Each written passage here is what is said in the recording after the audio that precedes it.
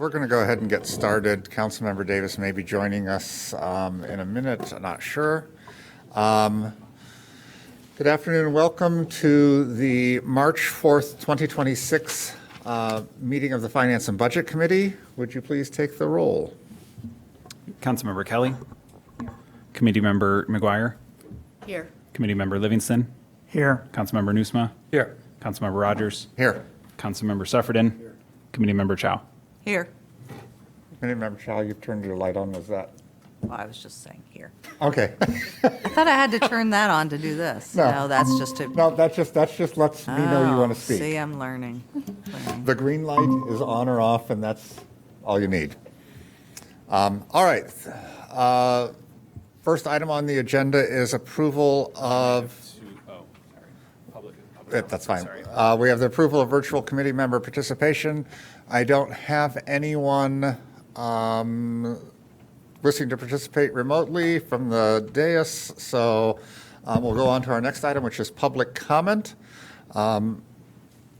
We have a couple people signed up online to speak for public comment, and I don't have that list in front of me, so I see Tricia Conley, and I believe Ezra also signed up to speak, but we'll go ahead and begin with Tricia Conley.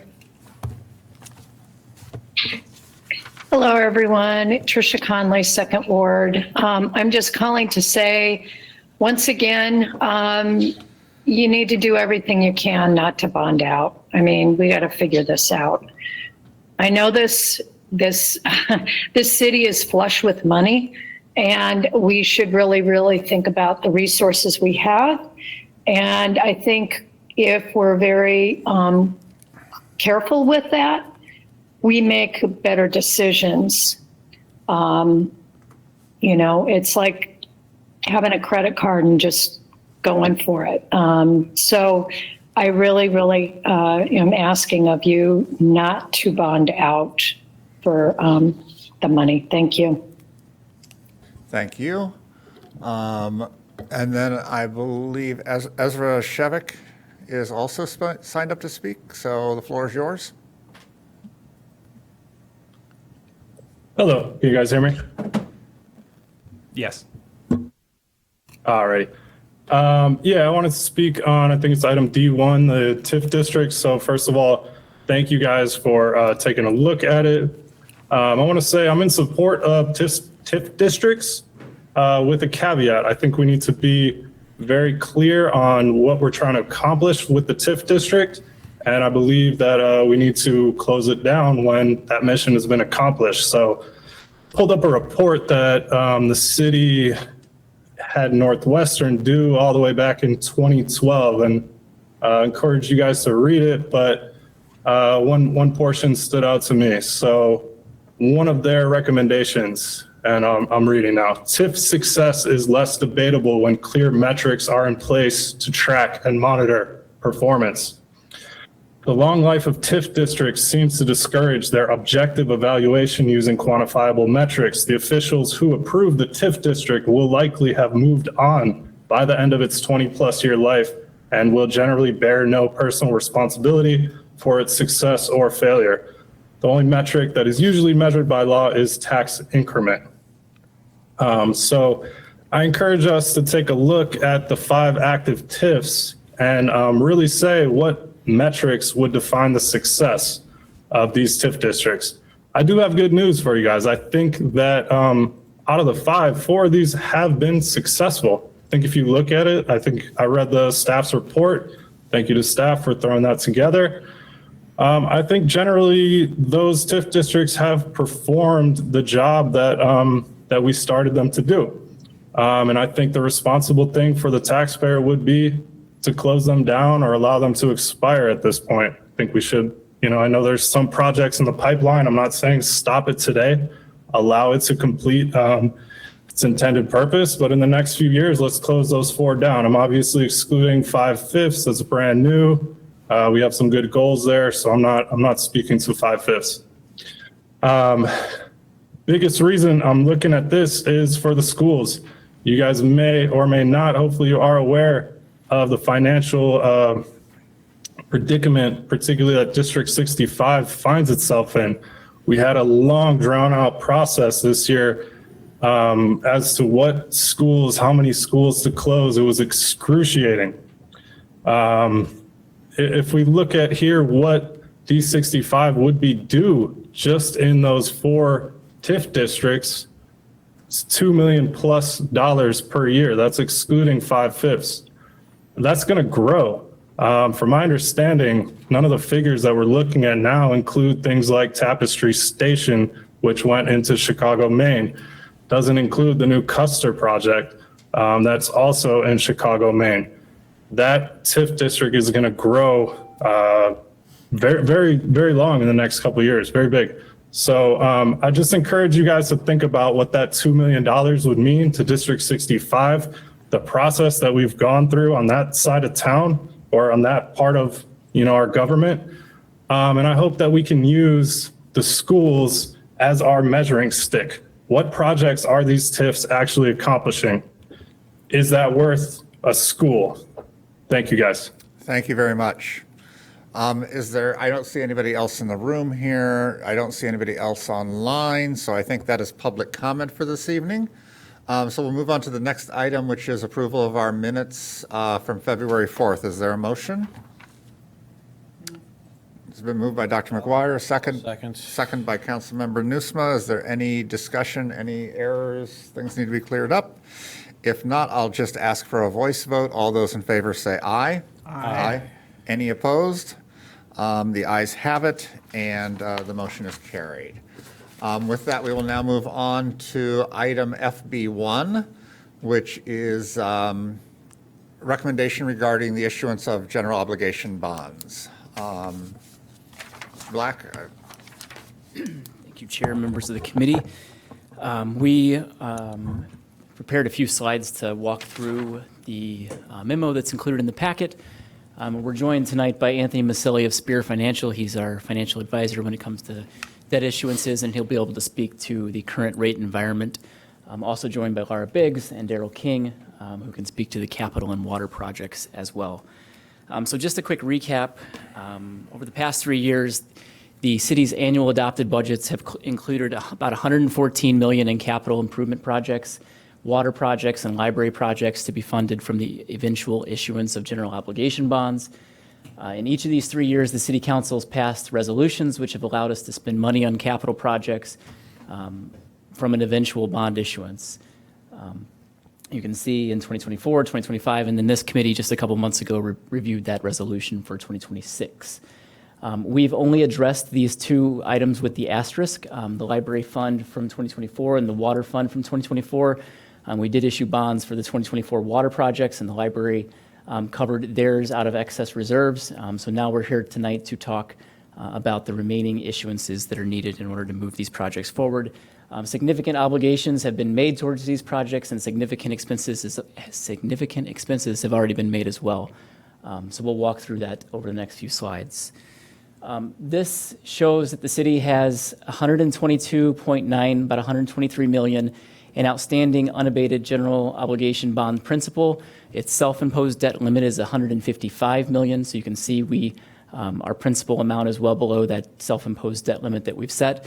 For those that are new to the committee, the city is a home rule community in the state, so we're not subject to the state's home rule or the state's debt cap. The city has opted for a self-imposed debt limit of $155 million. On the next slide, it shows, and one more point just to make, from 2022 to 2026, the city will have retired $62 million in debt obligations during that time. And during that time, we've only added $31 million in place of that $62 million. So there's a net decrease of $31 million from 22 to the end of 2026 in general obligation debt.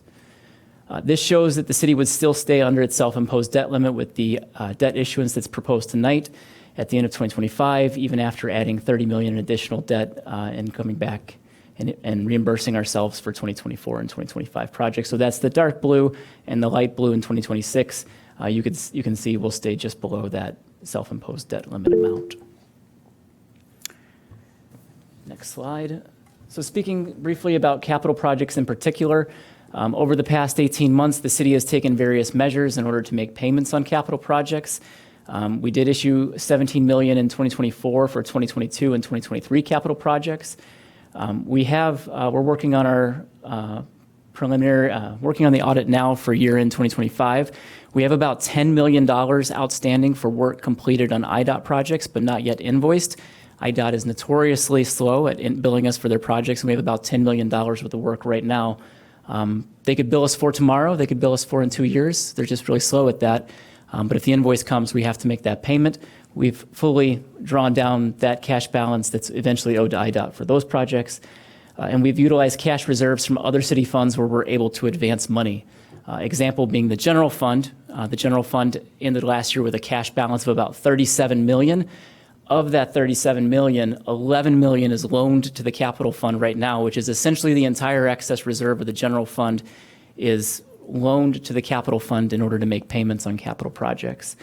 As a result, on holding on these bond issuances, but moving forward with spending on capital projects, the capital fund has gone from a $9.1 million cash balance at the beginning or towards early 2023 down to a current negative true cash balance of $11.5 million at the end of 2025.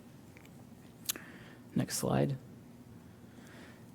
So tonight we're recommending that the Finance and Budget Committee provide direction on $27 million in funding for 24 and 25 projects. Of that $27 million, the City Council has authorized about that entire amount over the last 3 years, and we've spent about $18 million of that $27 million already. The project details are included in Appendix A, so you can see the breakdown of obligations and spending on those capital projects, and Laura can speak to those details as well. Smaller issuances requested in the Water and Library Fund. The Water Fund did finish last year with a cash balance of about $11 million. About $4 million of that is remaining bond funds from the 2024 bond issuance, but it is obligated for ongoing projects that are expected to be completed in early 2026. The 2026 budget includes another $22.5 million to be paid for out of general obligation bond proceeds. These projects do take a while to get off the ground and for expenses to get out the door. So at this time, we're recommending an issuance of about $3 million, with the caveat being that we may need to make advances to Water Fund if we only issue $3 million of what we spent here later in the year in order to make sure we're making payments on those. Really wanted to try to keep this issuance to $30 million, and so the $26 million to $27 million in CIP plus this $3 million puts us at that $30 million mark.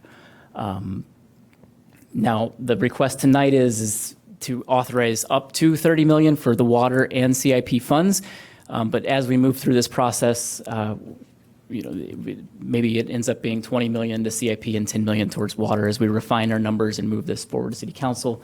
But we're looking at a total issuance of $30 million. Should mention the library as well.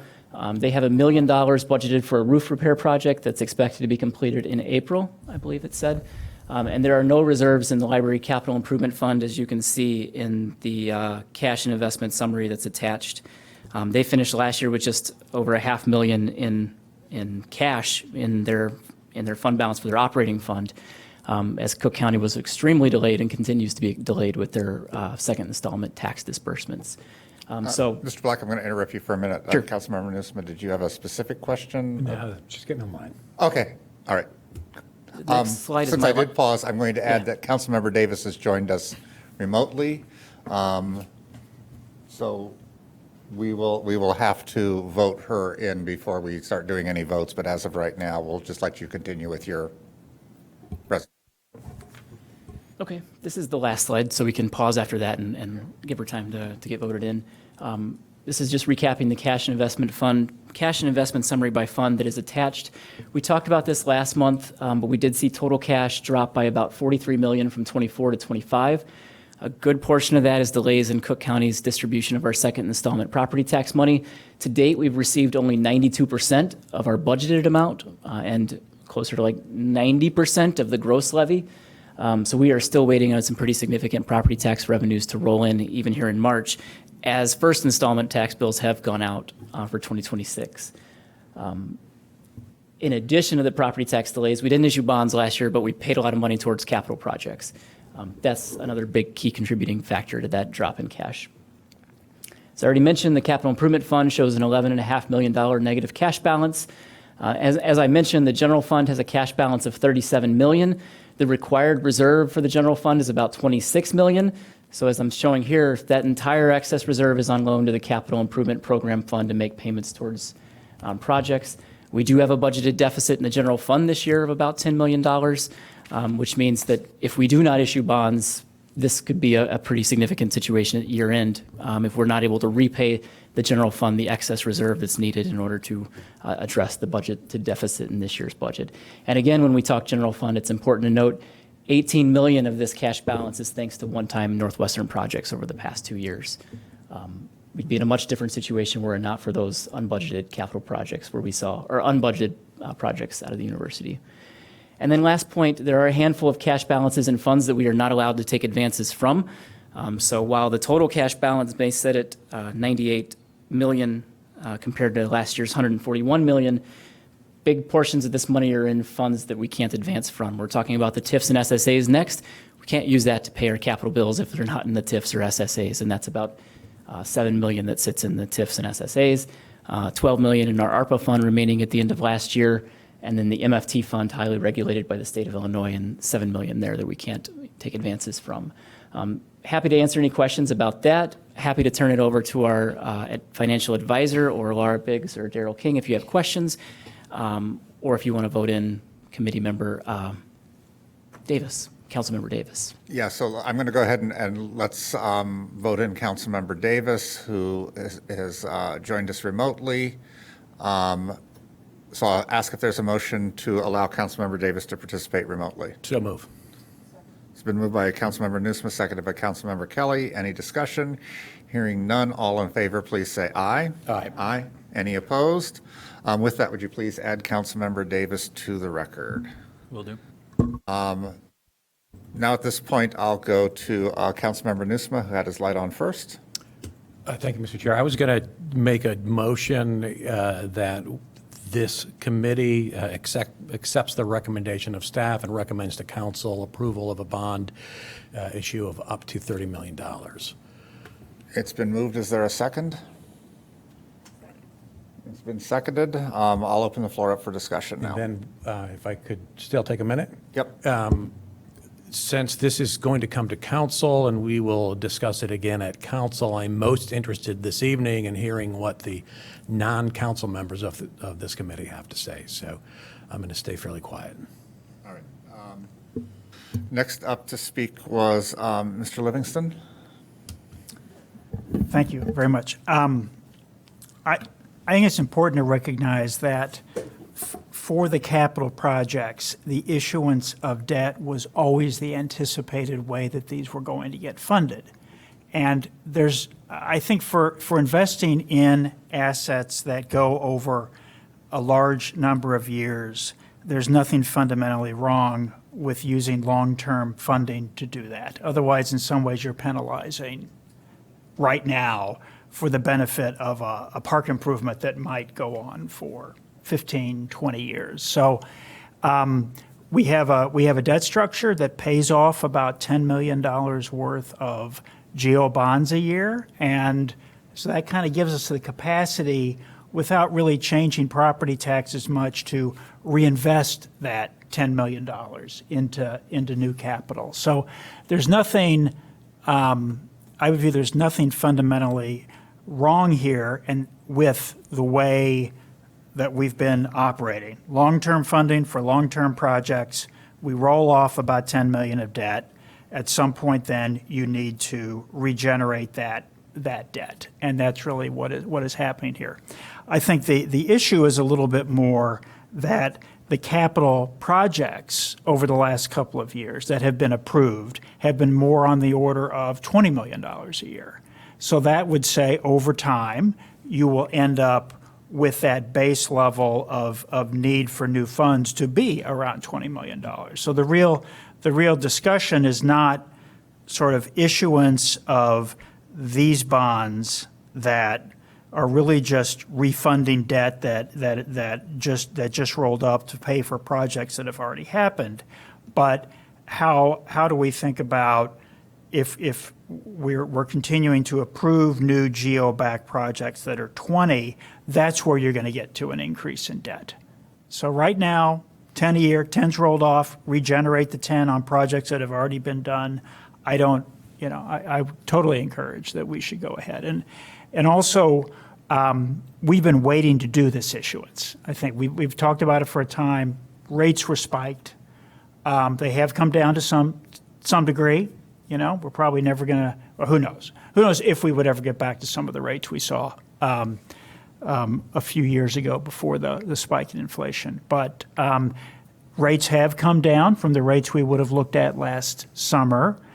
We can talk to our advisor, I think, about this, but it seems like an opportune time as well.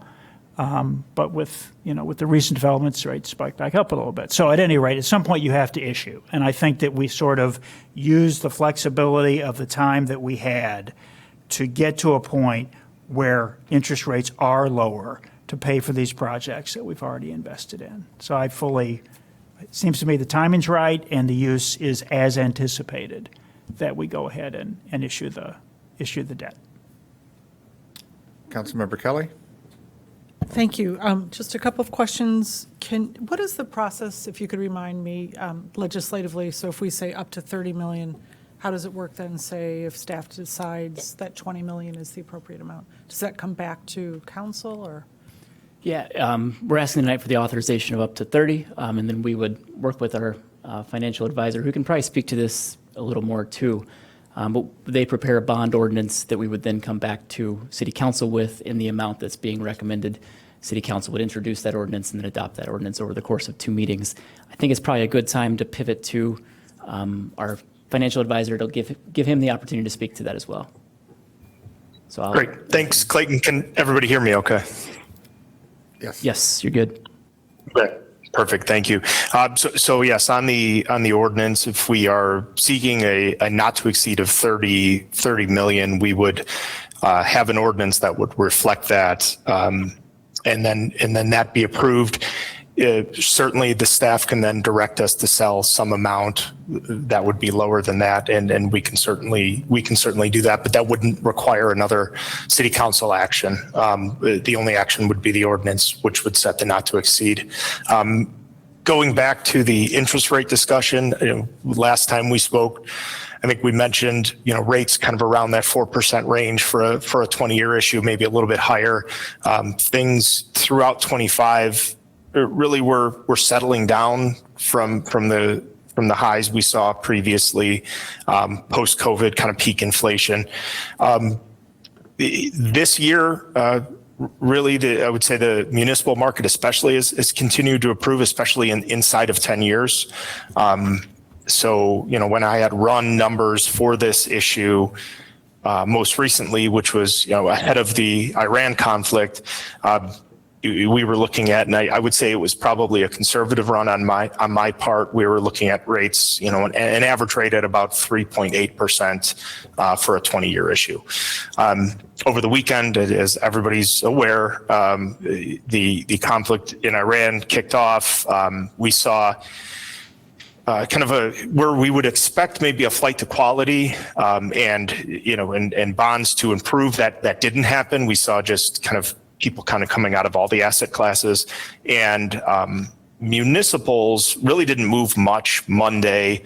Tuesday, there was a bit of a correction, but even with that, I would say that there was an improvement in rates right at the end of last week, and then a kind of correction on Tuesday, some stability today. We're still really close, if not even better than the numbers I had ran. So, despite some of this fluctuation, and we're going to have it certainly with different geopolitical things, still better than when we had spoke last year.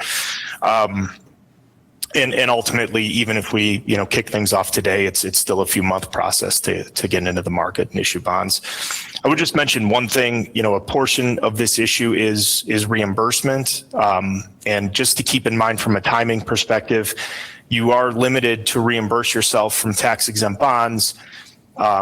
You pass a reimbursement resolution which allows you to reimburse yourself, but those costs that can be reimbursed you must issue the bonds within 18 months of either incurring the costs or the whatever you finance being placed in service. So it's not an unlimited clock. If you do want to reimburse yourself, you do have to kind of think about that and how that plays into it. Thank you very much. So within that 18-month window, can we actually reimburse for all that, for the years that you mentioned? We're tight. There's a handful of expenses that were older than 18 months. As Mr. Maselli said, there is some area, it's 18 months from the date the asset went in service, as we understand, so we'll have to take a really close look at about the 3 to 5 million that is older than 18 months at this point to see when those assets went into service and to make sure that they're reimbursable. If they're not, then we're just not able to reimburse ourselves for those. So in which case, we would lower the amount. So I'm just trying to understand how, up to 30 seems like a lot to me. I don't, and especially particularly given that I assume those projects that were paid for without issuing the bonds, that came from excess reserves, or, so if it turns out that some of those projects were beyond the 18-month deadline, we're not going to be able to reimburse anyway. So I guess I'm a little uncomfortable with the 30 million with that deadline. Can you also tell me, of the 43.7 million that you said our total cash dropped, how much of that is reflected from the delay in the property taxes? I don't have that number offhand. It's Our ballpark? our total levy is 50 million, 57 million. A good portion of that is in the pension funds and doesn't show up in our cash reports here. And at year end, we were close to maybe, 75% of property tax received by December 31st. If I had to ballpark it, and I'd rather not, but if I had to, I'd say maybe 10 million of that was due to property tax delays. So, But I can provide a more firm number when this goes to council to make sure that's clear. Okay. And we're working on updated financials now for January. So we do have updated cash figures that include one more month of data that we'll provide when this goes to council as well. We'll use the latest cash numbers. Okay, thank you. And to answer the first question or the first statement you did make was about, well, did we just forget about that 5 million, or do we continue with that 5 million? We can't reimburse ourselves for that 5 million. At that point, the city council would have the option. There's been reimbursement resolutions totaling close to 65 million since 2024. So if we can't reimburse ourselves for that 5 million, but the cash need is there, we could issue the bonds for 2026 capital projects, which are underway right now being obligated. So we would have that flexibility. We just couldn't pay ourselves back for those. Dr. McGuire, you had flipped your light on and then flipped it off. Was that? Yeah. Thank you. First of all, I concur with Councilmember Nusma and Mr. Livingston that I'm in favor of this bond issuance. I was going to ask a question about the 11 million, is it 11 million that we borrowed from the general fund to help with this problem. If we weren't facing, it's kind of like taking out of one pocket and putting into another pocket, right? So if we weren't facing a budget deficit in the next year, would we just not worry about paying ourselves back? You could have that flexibility. A couple years ago, there were not advances from general fund, but rather direct transfers to pay for $5-6 million worth of capital projects, I believe, in 2023. There was some overages and some new projects that came up throughout the year, and the general fund was in a position at the time where we could just transfer the $5 to $6 million directly to capital to pay the projects. We're not really in that situation this year with, as you mentioned, the budgeted deficit in 2026. Just wanted to understand what was going on. Thank you. Correct. Thank you. Ms. Chow? Thank you, Clayton. I, too, support the issuance of the debt. My question is really more forward-looking, and it's a bit related to what David had spoke about earlier. So we have a multi-year capital improvement plan. We have plans for doing projects going forward. Do we have a projection of when based on that, if we're doing projects, at 20 million per year and we're only rolling off 10, do we have a projection of when we would reach our limit? And if so, thoughts on how we are going to address that? So it's really more forward-looking in terms of what comes next. Yeah, I'll speak to the financial piece quick and then let Laura talk to future planning. So we are, as you can see from that graph, really close to that self-imposed debt limit, which has been in place, I think, for close to 10 years, that we've had that kind of arbitrary debt limit for the city. As Committee Member Livingston said, debt that's we're rolling off about 10 million a year, which we would have issued 20 years ago, with inflation being what it has been for the last 20 years, that means we basically have to pay 20 million today to do what we paid 10 million to do 20 years ago. And so we've been very fortunate we've been able to get by without having to go and touch that debt limit. But at the end of the day, it means we're not doing as much work even now today as we were 20 years ago because of costs. But in terms of looking forward, we'll need to take a look at that in the next year or two, unless new opportunities or new revenues are identified and new plans are put together. But I can let Laura speak to the future capital planning that she's got. Hello, my name is Laura Biggs. I'm the city engineer. So generally, as we look forward, we're seeing costs grow. When we talk, what Clayton said about $10 million 20 years ago is the equivalent of $20 million a day. But that's recognized that at that time when we were managing with $10 million, we were really underfunding our parks and facilities. And so now we're in this position where the number of assets we have exceeds our ability to pay for if we're trying to keep a $10 million general obligation bond issue. We also have several very large projects that it's not entirely determined how we're going to fund.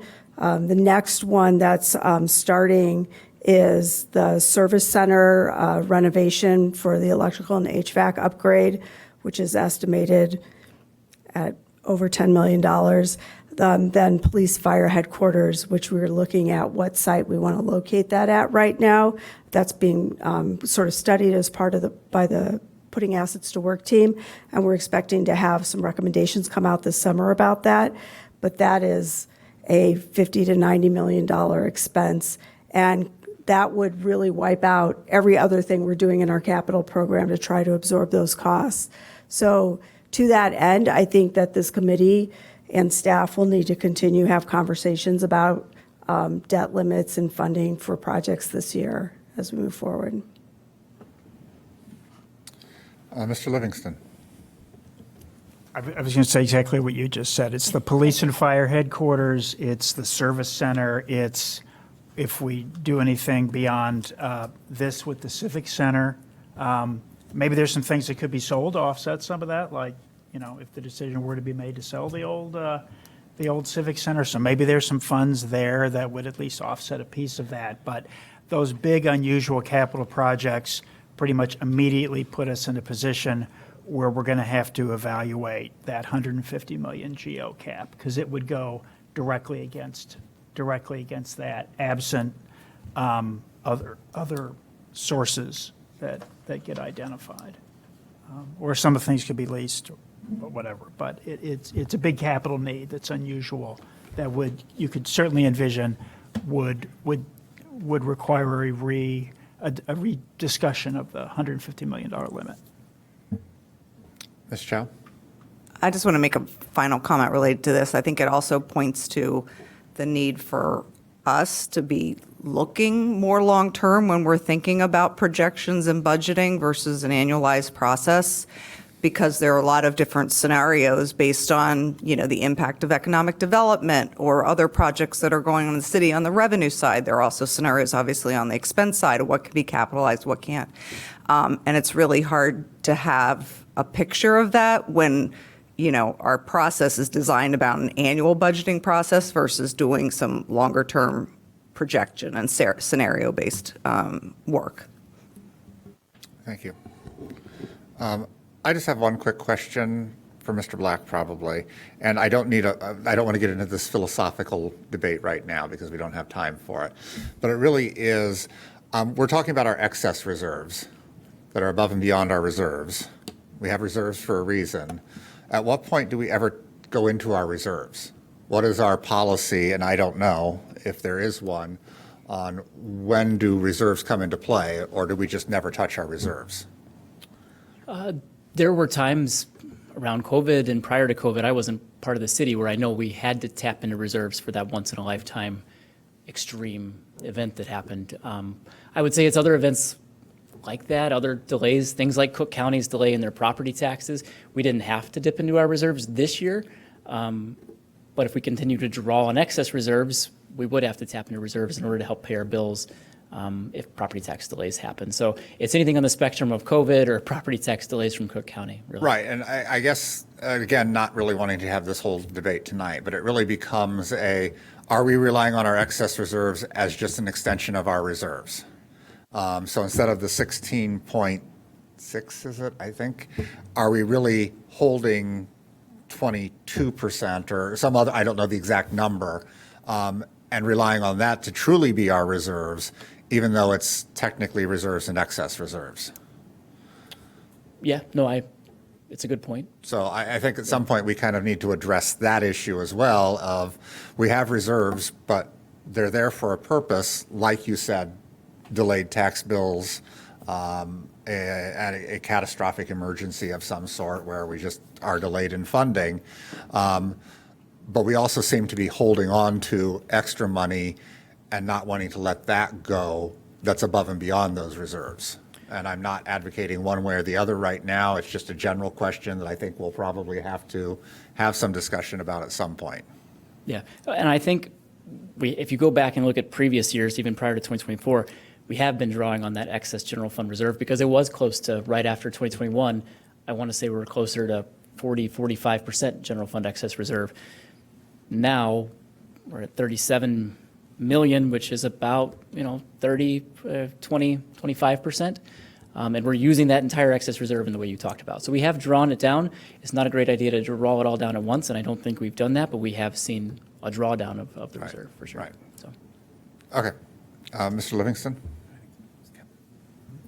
So with our deficit this year, we will largely be down to our required, based on the current projections. I don't know if you have newer projections, and maybe hopefully there's still a bit of excess reserve left that we're taking forward into 27. But the deficit for this year will get the reserves closer to that $26 million required level. And also, I think, the reserves did grow during the pandemic for a lot of reasons.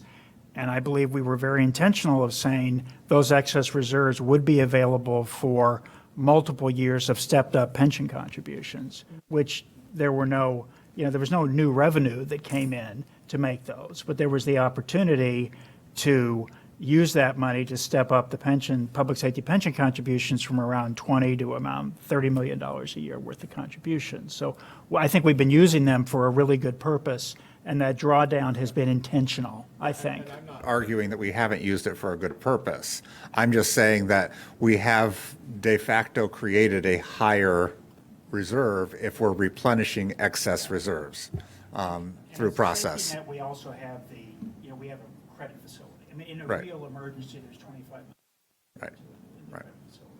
All right. Any other, Councilmember Kelly, do you have your light on? I do. Okay, I couldn't tell because it looked like the light was shining through, so we weren't sure. Thank you. Yeah, I want to say, one, there is a referral to codify how we handle excess reserves. And the general fund, the 26 million, I mean, not too long ago, it was about 19.5. The 16.6 represented about 19.5 million, and I know we do calculate our 16.6 based on our adopted budgets. Even if it turns out that the actual budget is substantially lower, we still continue to calculate that based on an adopted budget that might be way off in terms of the actual expenses. So, but it's not just the general fund. And so I guess my concern here with the 30 million, I don't mind issuing debt for long-term projects or to reimburse for past projects that we agreed to issue debt on, but I am concerned that we don't really have, and I know we're going to get it in June, I guess, a better picture of our excess reserves and all of our funds and how that, where that stands. Because we do, as a city, and we've discussed this, we keep up to 25% reserve, and I know they're not as big as the general fund, but I think it is important. I feel like I need to have a really more solid understanding of where we're at in terms of all the funds, minus the ones that we can't touch, like the motor fuel tax, to leverage that much debt, because debt is expensive. So I feel like I need that, along with what Ken said about the long-term projections. I think both of those things I need to have as a council member, to have the long-term projections for capital expenditures, as well as a clearer picture on the complete reserves, excess reserves from all of our funds that we keep reserves in. And I think that's it. Thank you. Thank you. Not seeing any other lights on. Anything you want to kind of sum up with or anything? I would just wrap by saying, as Anthony said, it's about a 2 to 3 month process to actually issue. So we just talked about Iran and the issues over the weekend, but when we actually go to issue, it could be an entirely different environment that we're in. And we'll definitely be careful and time that and be responsible with the actual issuance.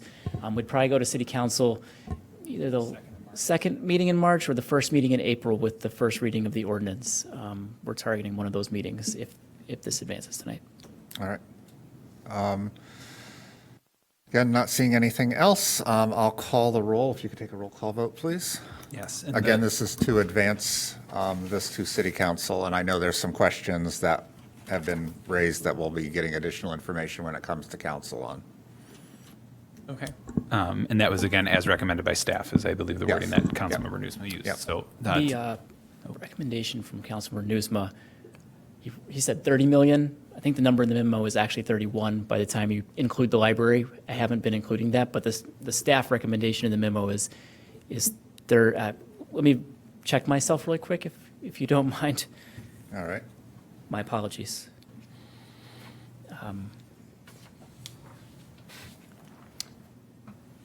Yeah, the recommendation in the memo is up to 27 million for capital projects, up to 3 million for water projects, and 1 million for the library fund roof projects. So, It's a total of For 31. a grand total of 31? correct. All right, so I will. If there's make interest in that making a amendment to my motion. All right. So it is to recommend the staff memo as written for up to 31 million, and that will be coming to council sometime late March, early April. The roll call, please. Councilmember Kelly? No. Committee Member McGuire? Yes. Committee Member Livingston? Yes. Councilmember Newsma? Aye. Councilmember Rodgers? Aye. Councilmember Suffredin? Committee Member Chow? Yes. And Councilmember Davis? Aye. So with with 7 voting in favor and 1 voting against, the motion carries, and it will move forward to council. With that, we'll move on now to our items for discussion. The first one being the TIF districts. This was a referral that has kind of gotten grouped together that I had made with also a referral made by Councilmember Davis. How do you want to proceed? So, Mr. Zalmazak, are you kind of walking us through this again, or? Okay.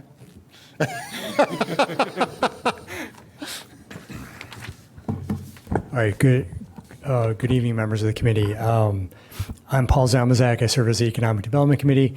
I did not intend to step through the presentation tonight. I could give a really brief update on. I mean, you gave us some additional information. I didn't know if there was anything that No. you wanted to add on to that or call attention to. No, if there are any questions about the information I provided, or you have control of the, just scroll down to the first table. And again, I'm not going to go in deeply like I did last time. Councilmember Kelly asked for the potential tax revenue impacts if all of the TIFs were discontinued. So I broke it down by each of the TIFs and the 3 key entities. I'm not trying to diminish the importance of our other taxing partners, but those are the big 3. You can see, like, for example, again, I'm not going to go through every cell, but if we terminated, let's say, Chicago, Maine, the city of Evanston could levy, 221,000, while District 65 and 202 could levy an additional 500 and 300 respectively. So you can see how those all play out and how they all add up. And then can you scroll down a little bit? Just go through. I wanted to show, that each of the districts are still collecting tax revenue in the TIFs. It's just based on the base value, so it's not like we're collecting 0 while there's a TIF in place. Okay, and then the next page. Very oversimplified review of the plans that are in place as a way to respond to Member Chow's request for where we stand, have we achieved the goal of each of the TIF plans? This is frankly grossly simplified, but for discussion, I think it's good enough. And if we wanted to go deep based on questions, let me know. That's the essence of the updates. All right, thank you. Yep.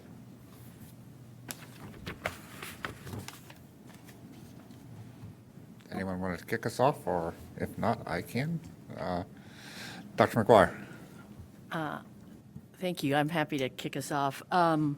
First of all, thank you, Clayton, and thank you, Paul, for these really great reports. They're very helpful to tonight's discussion. I have a proposal for what we do with these 5 TIFs. All right. And it kind of comes, oh no, could you put that back up there? Yep. Yeah. Look, if the TIF goal has been achieved, why don't we, and we've paid off whatever debt we had to issue in order to achieve our goals of the TIF, I think, I would recommend that we shut the TIF down at the year, that it's supposed to be shut down. And so the Howard Ridge, I think, would expire, that expires in 2028.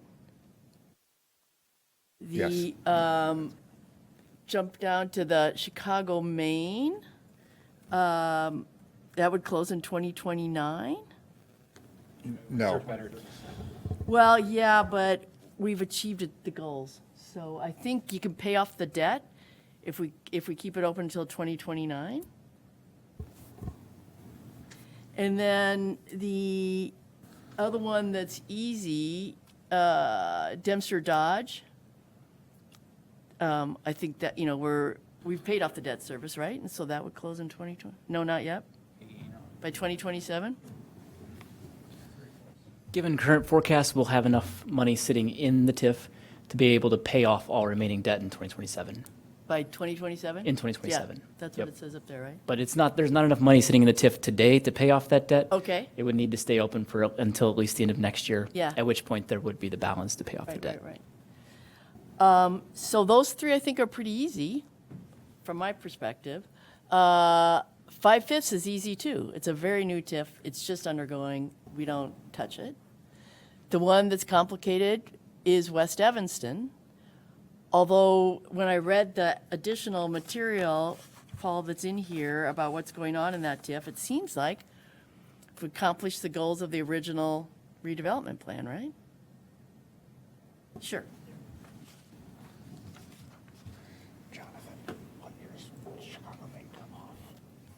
So if you look at the 2006 West Evanston Master Plan, there's still a significant number of projects that we have not accomplished those projects. Will we ever, if we leave the TIF open for 10 more years? I don't know.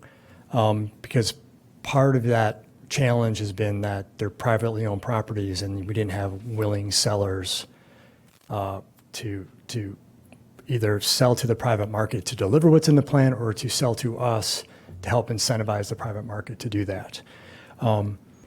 So arguably, we have accomplished a lot in the West Evanston TIF. There's still more to do, and I'm not sure that some of that would happen without the TIF being in place, frankly, because of the industrial heritage and its kind of environmental cleanup that'll be necessary, and just the weird way that the parcels are laid out with the train lines and things like that. So, we have a substation from ComEd. We have a U.S. Postal Service facilities garage and a vacant gas station like on Emerson. Those are things that maybe the private market would do, but it's probably, honestly, probably the least favored kind of site to redevelop in an area that, again, has traditionally been our redlined area. So it's a little tricky. It is, I think, the most complicated decision to make on this board. And the options that you put before us, one is to allow, the TIF is supposed to retire originally in 2029. Yes. That's one of our options.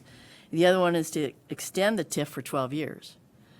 And that takes additional legislation, right? Yeah, it takes in not quite an act of Congress, but a state legislature approval. Okay. Yeah.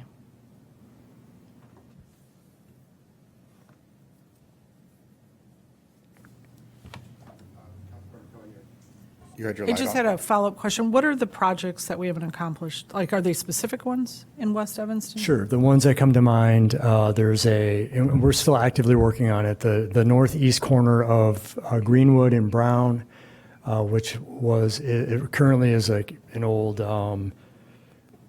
like service garage and has a lot of construction, debris storage, tree logs, logs that have been, removed from various sites. There's a company over there that processes limbs. I know it sounds weird. It's basically a junkyard, like right on the edge of the high school. So we're in the process now of trying to work with that property owner, and we'll hopefully have an update soon. And maybe that project is taken care of in the next 18 months. The other one would be off Emerson, the old Robinson Bus Company property, which was basically bus storage for the longest time. And like I had already mentioned, the USPS facilities, vehicle repair facility. And then on the north side of the street, there is a parking lot or storage lot for Volkswagen that was supposed to be phase 2 of the Emerson Square project. That phase 1 was like one of the first projects that we completed in 2006. And so, for example, with the Robinson Bus Company, I mean, what's the status that it needs? I mean, has it been, I mean, what is the status of it currently? It's, Lynn Robinson is leasing it to, I think, the bus company still. But I mean, what's the project idea? Oh, it would support environmental cleanup and kind of the restructuring the parcels so we can develop it as housing. That the 2006 master plan, most of the sites that are would be redeveloped with TIF would be for housing. Okay, so, I mean, in terms of needing investment from TIF money, why? Like, how do we know that we need, I mean, I'm just trying to understand, like, how. Yeah, so how TIF would be used would be either offsetting the land acquisition, but more importantly, it's the environmental cleanup. So if there was another source of funds, grants, brownfield grants, federal grants for environmental cleanup, particularly for areas that maybe not under this federal administration, but maybe in the future, that would address, redlined or economically challenged areas, we could pursue those. This goes into what you were talking about, finding other sources of funds beyond TIF. Right, so in other words, it wouldn't be developable, that's the thought, without the city investing in the cleanup? The entire, that TIF, the whole idea with that TIF is that it's not developable without some form of incentive from the public sector, just because of its industrial past, the heritage, turning these either junkyards, storage lots, rail yards into private development sites are very difficult without private investment, because you're not going to get the density over there without public investment, because you can't get the density. You're not going to build tall buildings to offset the cost of all that site prep that's required. Even at low cost, I mean, if it's like it can't even be sold at a very low, or we just. I think you could give the land away and it would still be expensive. Okay, thank you. Yeah. Councilmember Nusma? Thank you, Mr. Chair. I think TIFs have been a useful tool, and I think will continue to be a useful tool. And I'm not suggesting we should hold them open indefinitely, but I think in some cases there is still work to do. And as long as we're using TIF funds to do work that needs to be done anyway, I would argue that keeping that TIF open makes sense. If we're using TIF funds because they exist and it's a pot of money and we're using it to do nice to haves and some kind of vanity projects, that's when we should be closing the TIFs down. So I'm just going to run through the list really quick and offer my perspective. The Howard TIF, which is set to expire in 2028, unless Councilmember Rodgers feels strongly otherwise, I say we'll let that one expire. I think the West Evanston TIF and the Dempster Dodge TIF, we kind of have to treat those as a package since they're adjacent to each other. Dempster, West Evanston is scheduled to expire in 2029, but because we had that kind of lost 10 years due to the financial crisis, and there's still work to be done there, maybe we keep that one open. We don't close it early. Maybe we even extend it. The Dempster Dodge TIF, which is set to expire in 2036, I think the mission there has been accomplished. We could close it, or we could use those funds, port them at least for a period of time to West Evanston, and use that additional funding to do what we need to do in West Evanston and close them both down at some point. Possibly before the 2036 deadline where Dempster Dodge would naturally expire. The Chicago Main TIF is the one with which I am most familiar. That one has been very useful in funding a lot of work on Main Street, the water main project, the streetscape project. However, I think there is a lot of work that remains and a lot of economic development challenges in the Chicago Main TIF. We have an ongoing problem with vacant retail space. The Subway, the Starbucks, the Wild Fork is a newly vacant property there. We have transportation projects, the multimodal project. We have the transit stop, which could take up all of this TIF money if we really wanted to make it nice. So I would prefer to keep the Chicago Main TIF open for now. And in fact, I would be willing to entertain expanding geographically that TIF so we can use that TIF money to do more good in a little bit broader neighborhood. And that brings us to TIF number 9, the 5/5. That's new. We let that one continue. Those are my thoughts. Thank you. Thank you. Mr. Livingston. So what really jumped out to me in this, Paul, this really good analysis, and it highlights the issue, is that money going into TIFs is not going to the schools. And I think a lot of us would identify that one of the most critical things that overall our city needs to do, not the city, it's a separate government, community gets to do, is to get District 65 stabilized. And probably some of those issues become, issues at 202 over time potentially as well, but certainly with respect to District 65. So that I think argues that if it is incremental, now there's going to have to be some debt payoff, but if it's incremental revenue that would end up at the 2 school districts, I would say accelerate that as quickly as we could, because these other projects, the city could find ways to fund them in other ways aside from the TIFs, and could bond for it, could do other things. But we've chosen a funding mechanism here that is really costing, particularly District 65, a lot of money, and open. I think that's the point. Jonathan, the projects you bring up might all be great, right? We could fund them in other ways. They don't have to be through the TIF. It's something we should at least consider, but there is the issue with debt, any debt that's outstanding.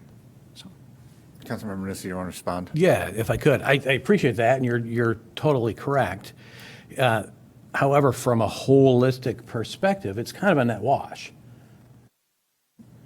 Right? If this TIF money is used for the schools, then we have to come up with other ways of paying for those projects. And that was to my earlier point, as long as we use the TIF money to do work that is, must have rather than nice to have, it's a net wash as a taxpayer. I would just say that the school districts are subject to tax caps, and to go above that, they need to do a referendum, which I think there's been some discussion on that, but that is its own level of level of uncertainty. If the city is taking in less revenue from the TIF because we're giving some of it to the schools, then the city is going to have to make up that revenue somewhere else. Exactly. right? Yeah. On the backs of, Evanston taxpayers or ratepayers or just one way or the other. Or So cost it's kind savings of or a- whatever. Yeah. It could be a variety of things. And as a home rule community, the city has much more flexibility to find the right solution. Not saying that there doesn't need to be, part of any solution across all three of these districts is cost savings and trying to reduce spending. But at any rate, I mean, just as an illustrative point of information, I pulled a tax bill for a kind of random property on Main Street in the Chicago Main TIF. The total tax bill in 2024 for this property was $29,000, of which $11,500 was going to the schools. So that's 40% of their tax bill was going to the schools, compared to what it would otherwise be around 2/3 or so. it's around 80, I think. Yeah, 70%, 80%. So they're not getting as much for sure, but they're not getting nothing. All right. Dr. McGuire? Sorry, I can't remember anymore. When Paul was up there talking about the use of TIF funds for like what I'll call brownfields, I mean, that's in our infrastructure improvements to make it so that private sector developers find that it's profitable for them. That's exactly what you use a TIF for. If you've got those sorts of areas in your city that are just not going to be developed by the private sector unless we get some public sector help, that's what we want to do. And that kind of spending of TIF money, it's not putting money into the developer's pocket.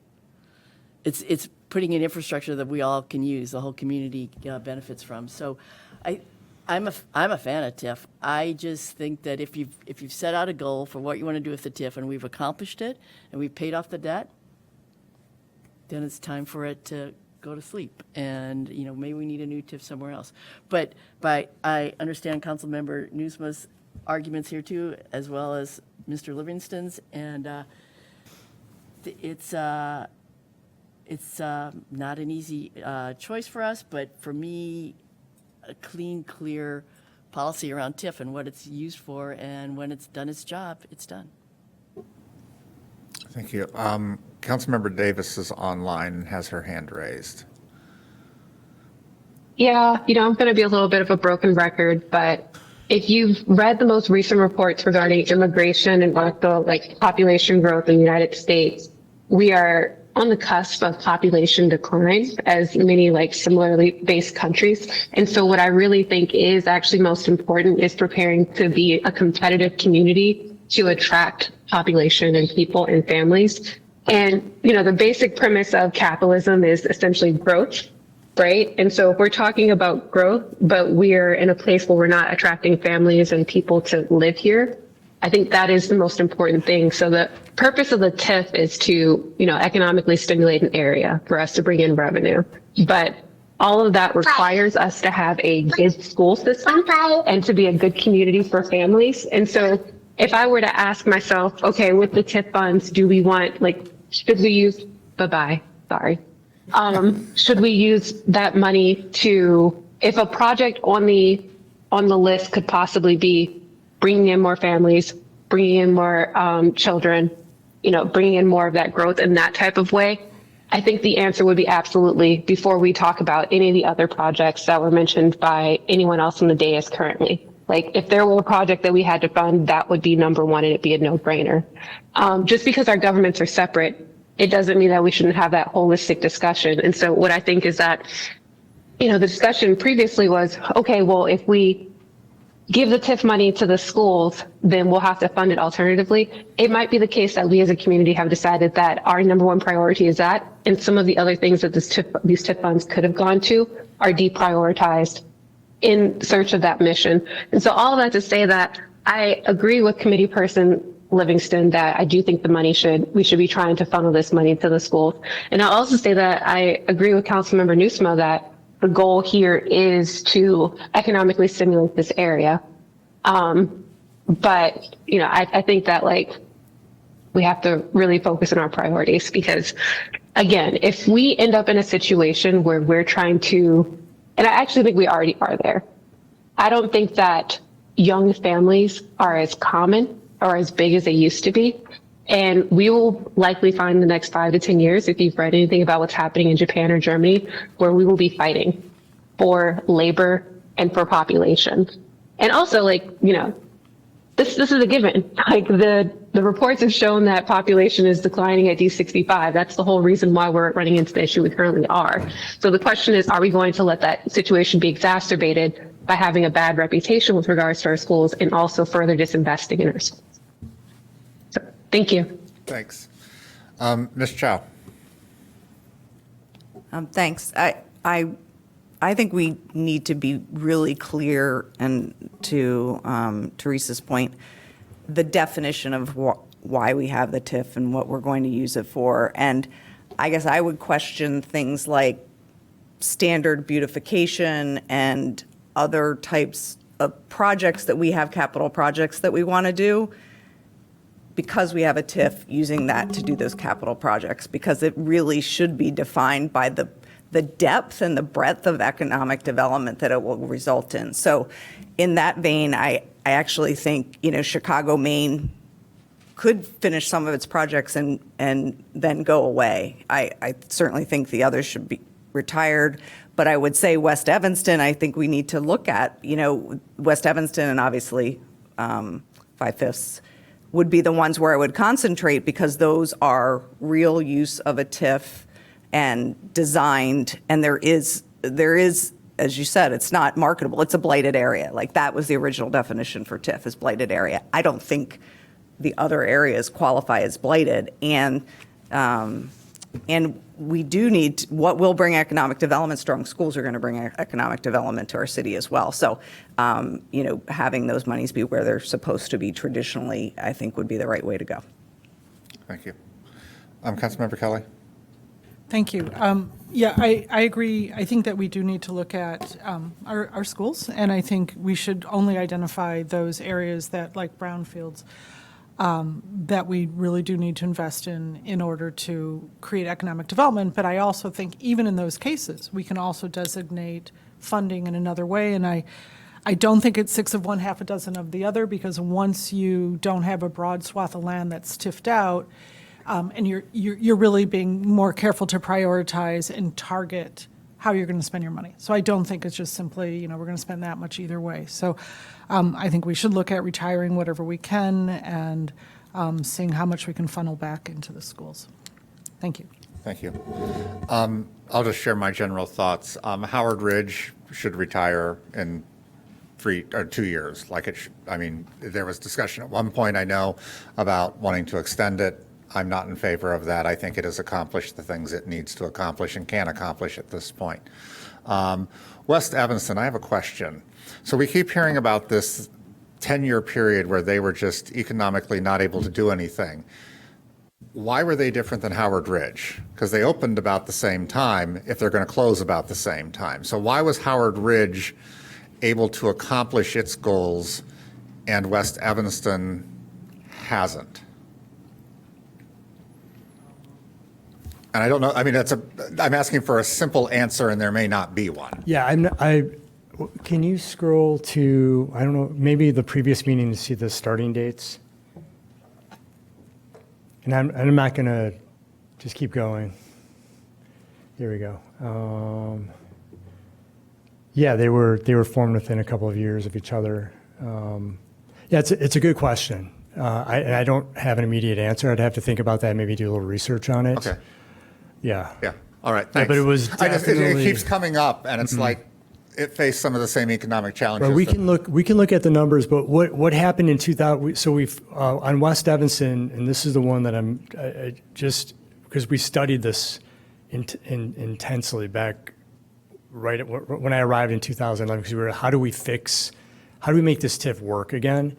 You see, when it was created in 2006, 7, 8, there was kind of some increase, and that's how we were able to get funding for Emerson Square. It was like $1 million project.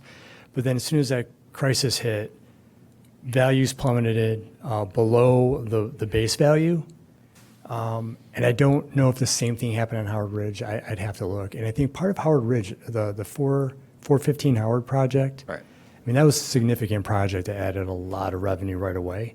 But I think we can get that answer to you All right. next time. All right. If that works. Thanks. All right. I see your light on, Councilmember Suffredin. I was real quick related to that, Paul, or I'll wait. Is it fair to ask, and part of it might be this is the second time I'm having this discussion since we had an economic development, for a specific answer to that question, or we stop using it as a presumption whenever we discuss that TIF?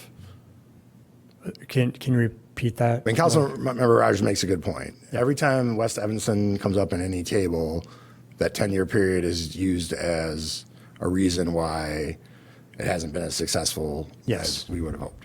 Is it possible for all of the conversations on this going forward to get a concise answer to the question that Councilmember Rodgers asked? Yes. That we could, and if those facts don't bear it out, could we not use the Yes, excuse that the Yeah, 10-year I period- understand your question. So, so I will put a spreadsheet that will literally demonstrate the numbers. Okay. And then we can work from that. Thank you, sir. Yep. Continuing on with kind of my thoughts. So West Evanston, I would say I would be in favor of just allowing it to retire in 29, unless there is something that comes up in that research that changes my mind. Chicago, Maine, we've accomplished quite a bit there, but there are some things still that Councilmember Nusma feels we could be doing with that money. I think Dempster Dodge is the one we all can agree on, that it's really not serving any purpose anymore. So that one should be rolled off, retired. And 5/5 is new. So it kind of requires some time to figure out what it needs to do. It's premature, in my opinion, to discuss closing it. So just briefly then, my recap: Howard Ridge, let it expire. West Evanston, let it expire. Chicago, Maine, probably not letting it expire right away, but are retiring it right away, but looking at what projects are coming up, what things could be done with that. Dempster Dodge, retiring that as soon as we have the debt to cover off on that, and allowing 5/5 then to continue to operate. I'd kind of like to get us on somewhat of a consensus on this tonight, so that we aren't just kind of coming back and talking about this each month. Does that sound like a reasonable plan to people to just come forward and say, hey, we're going to allow the first two to retire at this point? If Paul comes up with something that changes the West Evanston discussion, we can always talk about that. But then allowing Chicago, Maine to remain, at least for right now, but moving forward on identifying the date at which Dempster Dodge would be able to retire, and then maintaining 5/5, again, since it's brand new, allowing it to do some of its work. Councilmember Kelly, you had your light on? So, Okay. so the West Evanston TIF that would retire at 23 years in year 29? That would be 23, but we could retire it earlier. When would debt be paid off for the West Evanston? I don't think we can retire West Evanston earlier, because when we get to some of the stuff I've sent out to everybody, there are some plans with that money for Mason Park, I believe. So I don't think it's retiring it early. It's Okay. just not an extension Okay. of it. It's allowing it to retire at its natural 23 years. Okay, so it'd be year 28 for Howard, year 29 for West End, and that's what we're looking at right now, And Dempster Dodge. and Dempster Dodge. And Dempster Dodge would be retired as soon as we have the debt to pay it off. Which you think that's 2027, right? Right. Right. Okay. So that goes in 2027, Howard Ridge in 2020. Dempster Dodge in 2027, Howard Ridge in 2028. West Evanston in 2029. West Evanston in 2029, unless we get additional information that makes us redo things. Rethink that. We leave 5/5 open, and then Chicago, Maine right now is scheduled to close in 2029. No, it's scheduled. 2037. 2037 is the last 2037, year I'm that sorry, yeah. that it takes in money. Okay. But that might be a discussion for 3-4 years from now, depending upon what has been identified, what it's being used for at that time. Got it. Councilmember Nusma. I think we are, getting close to a recommendation from this committee, but I would really be interested in hearing what council members Burns and Harris have to say about the West Evanston TIF, since that's their neck of the woods. Yep. And so they're probably aware of things that I'm not aware of. All right. Councilmember Davis, they don't have the screen up, but I think you had your hand up. I'm sorry. Yeah, I did. So what I wanted to request is that maybe all the committee members give their answers for each one via email and writing or something of that nature. I'll say in particular, I didn't get that impression regarding Chicago, Maine. And I'm actually in favor of closing Chicago, Maine earlier. And I didn't hear a lot in favor of keeping it open. So I think there might have been discrepancy on that one. Okay. I mean, I'm fine with us doing that and then coming back next meeting and kind of having the results of that. Would like a survey help if I maybe had a link and we could each of them drop down for year, recommend something like that? Would that be helpful, Paul? Yeah, okay. As a means of facilitating, or I don't know if there's a different. Sorry, if the sound went out at the city of Evanston, it seems you guys muted and I haven't heard anything after I talked. Yeah, sorry, Councilmember Davis. I was asking staff in here if perhaps like a survey could be distributed to the committee, if that might be a means of collecting that, to your point of, instead of over email, something like that. And I don't know if anyone had reactions to that. Ms. Chow? Yeah, I personally would much rather focus on West Evanston, given the blighted nature and that it's the affordability and actual housing development that could happen there. Obviously, we have to get more information versus Chicago, Maine, where it does seem to me that a lot of the planned projects are projects that really don't directly relate to a TIF. The improvements to lighting, I just don't think that it qualifies anymore, if it ever did, as a blighted area. I understand that that's a good place to have money, but I would say, my personal opinion is that I would retire that as earlier, and look more to West Evanston. Councilmember Kelly? Thank you. When do we pay off debt for Chicago, Maine? Chicago, Maine debt runs through 2035. But depending on what happens in the TIF and what's planned in the TIF, you could build up a balance sooner to be able to pay off that full debt sooner. So, I mean, we have debt based on what payments. we generate every year, what's in the balance? What do we have? I don't think we have balances here, right? We just have what we generate annually, but. Yeah, we generate about 1.3 million in TIF increment from Chicago, Maine each year. And what's the balance in that account? Required remaining balance is $2.5 million. So there are some encumbrances in the TIF, there's some ongoing projects in the TIF. Just given what we have and track as a forecast, we would have enough money 2028, 2029, 2030, somewhere in that 3-year ballpark. 28, 29, okay. Need to polish up the projections. So. Yeah, I would also advocate retiring that as soon as we can pay off the debt, the sooner the better, in 28 if possible. Mr. Livingston? The Mason Park spending, is that Dempster Dodge? Which one is that? That's West Evanston. West Evanston. And why is there special remediation to the park as to why part of the park improvements are going? Yes, and I'll let Ms. Biggs speak to this because she's more familiar with this project. Thank you. So Mason Park started as a blighted Mayfair Railway that the city worked to obtain all of the property that it could between Lake Street and Church Street. And then that is getting turned into an active park space. There are a lot of safety issues. We recently had to go in and do like $100,000 of tree removal and trash cleanup because of issues that were occurring in that space. And so we're trying to turn it into more of a amenity the nature area, create a safer space for teenagers to hang out, because teenagers were hanging out regardless of whether it was safe or not, and also connect the what's on the east side of that berm to the high school. So there's a lot of children that climb over that berm to get to school. That neighborhood's been kind of isolated because of the berm, and so we're trying to recreate the connections where we can. It also, there's a simultaneous thing that happened years ago. We got an OSLAD grant from the Illinois Department of Natural Resources to make improvements around Fleetwood Jourdain. And part of that land was leased from District 65.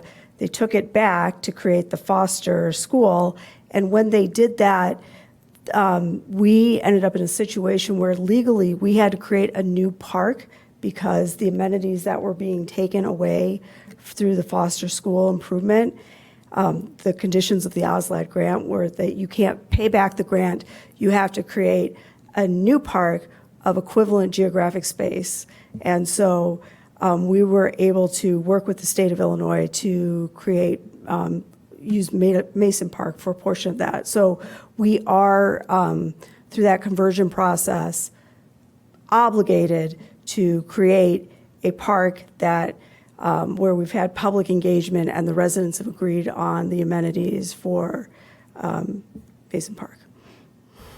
So you view it a bit differently than other park spending, just given the degree of remediation? I'm not saying anyway, I'm questioning Mason Park as a project. It's just, no, you don't often see. Those are the two issues. One, it's a blighted area. We've looked very carefully, what can we do with this property, but there are high capacity transmission power lines that go over it. So we've talked about housing and other uses that involve buildings, and just because of where the power lines are, it's not feasible. We've talked about grounding the power lines. The cost of that is astronomical. So then we have talked, and you still can't develop anything on that berm. And so now we've talked about leaving the power lines, creating a desirable natural space that includes space geared toward teens to be able to hang out after school or on the weekends, and improve the safety of it, and then reconnect the neighborhood through pedestrian and bike walk-through area through that berm. And but there is a lot of soil removal that has to happen, and that soil is not good soil. All right, thank you. Councilmember Kyle, quickly, and then I kind of want to resolve this so we can talk. Yeah, you have your light on. So I would just say, with regard to the Dempster Dodge, West Evanston, and Chicago, Maine, well, actually excluding Chicago, Maine for a moment, and 5/5 in terms of portable TIF districts, I'm not big on porting, but if we could close, in the name of these extraordinary times with our school district, I think if we could potentially close any of these sooner by porting, if we had to, some money to close up a TIF earlier, we should look at whatever we need to do. At this point, with the ones that we've agreed, I'm not saying like between the Dempster Dodge and the West Evanston, do those border each other? Yes. Okay. All right. Thank you. I think kind of where we are at this point maybe is that we do a poll on each one of these, and then we come back with kind of what we have decided, what information you have gotten from the committee to put together, like, here's what people are saying about Howard Ridge, here's what people are saying about West Evanston, so that we can probably dispatch some of these and focus in on just a couple of these. It sounds like Chicago, Maine, and West Evanston are kind of the two where there is some different level of discussion. So maybe that's what we can do to kind of move that along. I do want to touch quickly on, I had sent out something through Clayton about some of the porting issues, things like that, which was my referral, which has totally gotten lost in all of this discussion. So I'm going to pull back my referral now for a few moments of discussion. So everyone should have received something earlier today. It's just a simple Word document, sort of has some general ideas about, porting money between districts, using, kind of assigning funds in districts if that's what we want to do, retiring a TIF early, and then just a general policy also that would be like, how does one go about getting funds? And that's something economic development is going to be working on. I know 5/5 TIF has been working on a program. I also sent a copy of what the Village of Niles has for their TIF program, which is a very robust application, almost too robust in some of the things that we're doing. But I did kind of want to get this in front of everybody. I don't know that everybody's had a chance to kind of look through it, but I just wanted to get some general thoughts from other people on this. So it kind of just lays out some of the different issues that we had seen happening that I had wanted to address, which is the porting of money between districts. So obviously money can only be ported between contiguous touching districts. You can't move it across the city. But really kind of establishing some general guidelines about when can money be ported. Are these loans? Are these just transfers of money from one to the other? Is there an expected repayment? And I also not getting into this idea of if we retire a TIF early, just taking all the funds from that TIF and shifting it off to another TIF. Without necessarily having a purpose to do that other than to make another TIF more flush in money. The reserved funds came up because of the discussion with Mason Park when Choice Authentic recently came to us and asked for a $400,000 grant, which they did not receive. One of the points that kept coming up was we have all this money, but it's all being saved for Mason Park.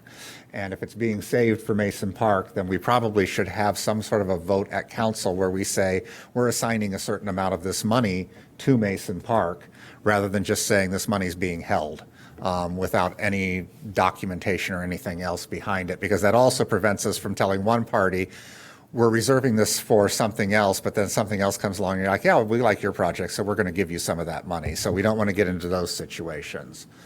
Retiring a TIF early, some of this we've already talked about, like if there's just inactivity in a TIF for a certain period of time, just really closing that down. And the one thing I added in there that I've spoken to Mr. Zolmazak about a little bit is that if there are funds that are due back to the city when we close that because the funds will be distributed to the taxing bodies appropriately, that maybe we use that as seed money to help with a general small business program that benefits people outside of TIFs who don't have access to those types of dollars for storefront improvements and everything, since we've seen a lot of that stuff kind of going away from us. And then the last part is really just establishing that policy with the application and everything, like I said, that economic development is working on. I threw in the porting thing, I just threw in some numbers that were comfortable to me, but I don't know how anybody else feels about them. Basically, it shuts down porting of money in the first 5 years and the last 5 years. So you aren't able to borrow right away from somebody and you aren't able to take people's funds at the very end and bring them over to a different TIF. Sort of establishing like how much money can transfer from one TIF to another. And so you aren't able to just go in and deplete a TIF again.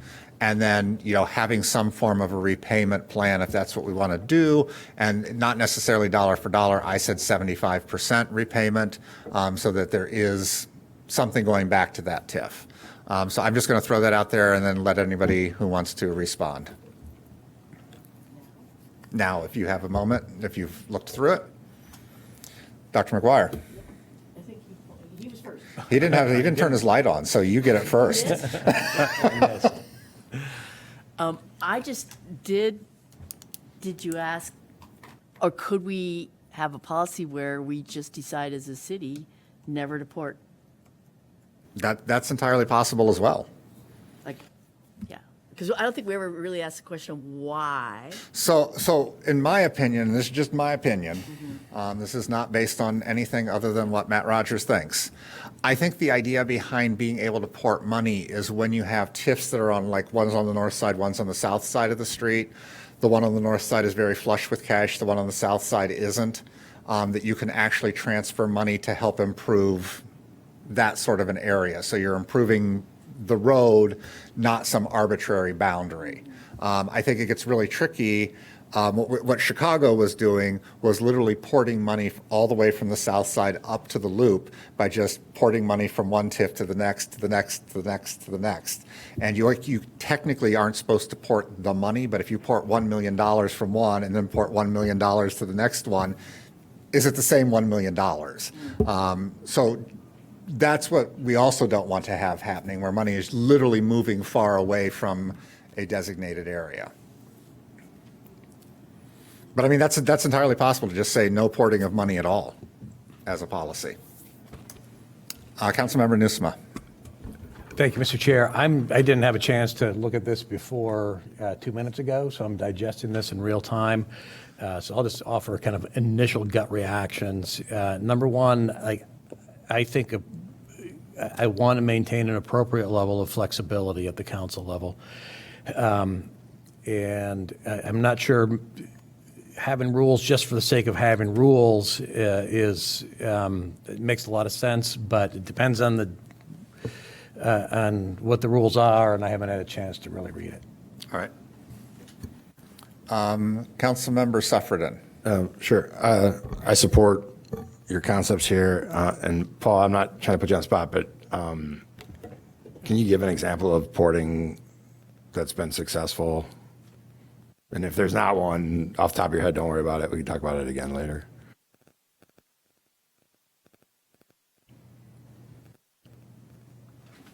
Yeah, thank you for that question. We've only ported one time. We've confirmed that, by the way, from the last meeting. For Emerson Jackson, we took funds from the West Evanston TIF and ported it to the 5/5 TIF. Okay, for the purchase of that property. Yes, for the acquisition of the housing that was at Emerson and Jackson. Okay. That was the intent. Yes, we agreed to port, but we ended up not porting it. The transaction didn't happen, so the agreement was to port it and it was never ported. And so that particular TIF ran a deficit that year, and it is what it is. So there were two ports in the history of Evanston TIF: Soul and Smoke and Emerson Jackson. Emerson Jackson, that transaction occurred. The Soul and Smoke port didn't happen. So that was the intent. We intended to port it, but it never transacted in the accounting system. Pardon me? Oh, I don't think your Oh, microphone. yeah. Or sorry, just real quick. Let me just get my thing and then get out of the way. thank you. Yep. Okay, so the only porting we've ever done is West Evanston feeding. Correct. 5/5. Okay. All right. Thank you. I'll stand here because I think there's going to be a follow-up. Councilmember Kelly, you have your light on. So I'm also supportive of these. I would only add one more bullet point for porting, and that would be if you have, if we do want to retire one and there are extra funds and we can help retire a TIF district early, I think that would be, and there was, again, we don't have the balances of all the TIFs here. We have the annual amount, but, I think in that, I would say that would be another instant where we could allow for porting. So what you're saying is money could be ported in order to close out a TIF, Exactly. is what I I'm would just add understanding that you to as- say. Okay. No, but sometimes if there's debt to pay and you want to close it, and rather than keeping going for a couple of years, if we could close it. I love the idea of closing and with remaining balance, putting the city's portion into economic development for small businesses, especially now that we currently don't have any money for our small businesses. All right, thank you. Councilmember Kelly. I'm sorry, Councilmember Davis. Yeah, so under retire your TIF early, that first bullet point, I would like to strike, or at least, the whole thing. Having no activity, I don't think is the right move for that one. But otherwise, I think the rest of it looks good. All right. Anybody else have anything to weigh in on that? Ms. Chow? I just have one question about the retiring a TIF early. I actually think no activity is a great indication that, you don't have any projects, you're not using the money. Right. Why do we have the TIF? So I agree with that, but I'm wondering here, I'm reading this, would it then be okay to retire TIF just if you felt the goals of the TIF had been achieved? Or would it be limited to these two conditions? I mean, these are just my ideas. If you want to add something in about if the goals have been achieved early, retiring it early, I'm fine with that being added in. I mean, I would say that's a reason. I'm not sure it needs, that is a reason to that's what we're talking about here, retiring, because then you obviously have to be able to prove that the goals are achieved, which means you have to have had some metrics and so forth. But I would say that is another valid reason for retiring TIF. All right. Yeah, and if I could add on, the problem I have with no activity is that activity could be minimal. So if you just gave $1,000 to a small business and that was the only thing that you did in the past 5 years, it would still technically count as activity, right? But that's not the level of activity we're expecting from a TIF fund. So I think that this is the idea of no activity is very aggressive, and it's hard to define in the opposite either, to define what is enough activity to count as significant activity, right? So trying to get into that definition is too much, and I think it's better to just strike it. And I would second committee person Chow's point where we might want to do a more of a standard of the sort of if the goal has been achieved. All right. Dr. McGuire? I just have a question as to, is it the role of this committee or the role of the Economic Development Committee to assess whether or not a TIF has achieved its goals? I mean, that's a great question. I mean, the reason that this came to this committee was because it was the overall financial discussion and how it would impact our budgets and things like that. We've kind of, like I said, we've had two referrals that have kind of merged into one, and we've really focused on one and not the other as much. But there also is the referral that's in economic development for an application process and kind of standards for approving projects and TIFs. So there's kind of a few different things happening all at once. And so I think we will see multiple committees coming up with things that maybe are overarching in the city, with different committees having different aspects and oversight of things. Councilmember Nusma. Thank you, Mr. Chair. I think it's informative to me that we've only ported money. We've approved it twice. It's happened once in the life of Evanston TIFs. And so I have to question, to what extent does it make sense to have an elaborate policy about porting money between TIFs? It's something we can do anyway. It's something we'll discuss at this committee or at the council level. Money can only be ported between adjacent TIFs, and that's state law, correct? Yes. Right, and if we're closing down TIFs anyway, I don't think we're going to have adjacent TIFs to port money between. Well, but the thing is, depending on what happens with West Evanston is the bridge between two TIFs. The reason we haven't seen a lot of porting of TIFs is because Howard and Ridge has no one to port it to. Chicago, Maine has no one to port it to. That's kind of my point. And so we can make these decisions absent a policy. We can close down a TIF, as we were discussing tonight, absent having a policy.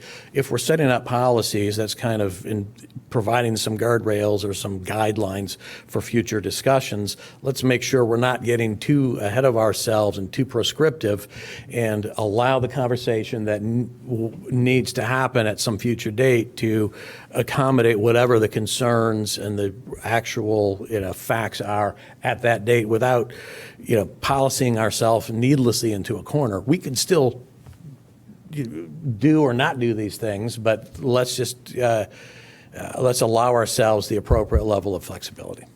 And I'm fine with that. I mean, if we can get it so that we don't have contiguous ports or contiguous TIFs, then we don't have a problem at all. Councilmember Suffredin. Yeah, I was just saying, I mean, this is a discussion item tonight. I do think that guardrails around pots of money that are supposed to be set aside to achieve particular objectives is probably a solid policy framework for us to discuss. We don't have to decide it tonight. I think the discussion has begun, but I don't think that we will be looked upon disfavorably if we come up with a framework and guidelines for unallocated pots of money that are supposed to do one thing and being entertained to do another. All right. All right. So again, I'm open to talk to anybody about the ideas here. If people have suggestions, ideas, things like that.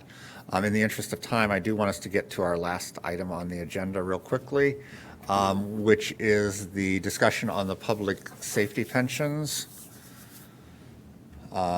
This item was on last month, but we didn't get to it, so I do want us to be able to get to it now. I don't know if you have an update on any of the changes, things that are happening in Springfield. I know it was something we wanted to talk about in terms of public pensions and the funding that we would have as part of that and how that would impact what we are currently doing, funding our public safety pensions, and if there's been any movement in Springfield, how that might affect us as well. No movement in Springfield yet, but I know the spring session runs through looking at our, through the end of May. End of May. So we would expect that activity to wrap up down there closer to the end of May to see if this is moved anywhere. Right now, it's sitting with the Rules Committee and not assigned anywhere, so, but we do have that foster and foster analysis on what that would look like if it were to move forward. But again, right now, nothing to react to or make any changes to our policy in reaction to that legislation. There were three pieces that we came in January looking to talk about throughout the course of this year as it regards to this policy as we build up to the budget. One has been addressed. That was the PPRT and how to allocate that. That's off the table. It's been handled by City Council. The other was establishing the rate of return assumption. We talked about that at this committee, and the committee voted to establish a subcommittee comprised of our actuarial and presidents of the pension committee. So that's been handled. The one piece we haven't really addressed that we did want to discuss was the use of excess reserves and in order to meet the funding policy. That discussion may be better suited maybe this summer when we have audited financials from last year and have the clear picture of fund balances that you're looking for that we've talked about with this committee. And maybe we can have a more detailed conversation about that part of the policy once we have a better numbers to share on year-end 2025 financials at that time. But I think the idea there is the policy talks about as long as excess reserves are available to make that contribution, we use those excess reserves in lieu of increasing the property tax levy, and having more definition around what available means. When we're looking at a budgeted deficit of 10 million in the following budget year, it's there. And going back to the earlier item, we ended last year with the fund balance, the cash balance of 37 million, 11 million, the entire excess reserve at the end of last year is being used to make payments on capital projects. Now we've agreed to move forward with bonds to free up that excess reserve again. But the policy is a little vague in that area, and we would like some more discussion around that. All right. Councilmember Kelly? So, yeah, I agree that we could discuss that when we were looking at about our excess reserves. But the second item you mentioned with regard to the rate of assumption, we did discuss that, and we voted on how that would be handled with the presidents of both of the pension boards, and we said a member of this committee. So I think we just need to see if somebody would volunteer to be on that committee to bring back. That was, I don't know if we want to handle that really quickly and see if somebody. I mean, yeah, I think we could just appoint someone if someone would like to volunteer. My recollection a couple months ago was Councilmember Kelly asked, we can go back and see how it worked out, but I thought we asked Chair Rodgers, or the chair of the committee, to serve as the All right, that's fine. I didn't think we had designated. Because I need one more committee. Yes. Okay. I don't think that was cemented as part of that motion. It just says one member of the Finance and Budget Committee, but I thought that was the discussion that was had at that time. But if you're not volunteering, I'm happy to do it. Just send me a meeting maker, and I'll show up. Mr. Livingston. So just one comment, because I had control of this document for, with input from everyone, we were putting it together. And it was never my expectation that the language at the end was meant to preclude a tax increase before all the excess reserves were gone. That was certainly not, the words, you maybe can construe it that way. I don't think that's a fair reading, but that is something that we should, that back section was really the calculation to force a tax increase if we are out of incremental excess reserves. That, it was like, what is the increase then? That's what that was focused on. It was not my understanding at the time at all that we would put forth language that would preclude any increase until we're out of excess reserves. That was certainly not my understanding, and so that's all. And I think that's what we will be discussing come July, when we have actual numbers for all of the funds, because we're going to be looking at every fund, not just general fund, in terms of what type of money is sitting in those, if it needs to be moved, if it needs to be applied to capital improvement, all of those sorts of things. So I think we'll be having a more robust discussion at that point. I don't know that we have all the information in front of us to make a rather than piecemealing this through over the next 3 months, my recommendation would be that we just kind of hold until we have all that information and do it all at once.